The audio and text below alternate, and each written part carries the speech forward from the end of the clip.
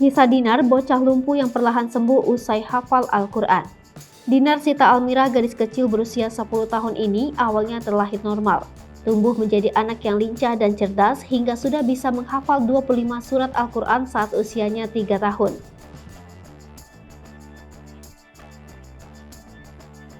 Tetapi keceriaannya itu seketika berubah saat tiba-tiba badannya panas, kaki dan tangannya membengkak, dan tidak bisa digerakkan alias lumpuh. Melihat kondisi putrinya yang mendadak sakit, Tri Lestari panik dan mencari segala cara untuk berobat.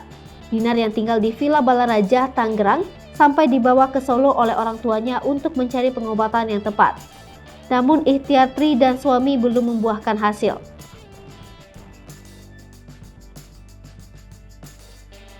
Saat itu Dinar harus menahan sakit yang sangat nyeri, badannya kurus dan tidak mau makan. Terhitung 6 tahun lamanya, Dinar menahan nyeri. Di dalam deritanya, Dinar memperdalam Al-Quran setiap hari. Keluarga Dinar percaya pertolongan Tuhan akan datang lewat Al-Quran.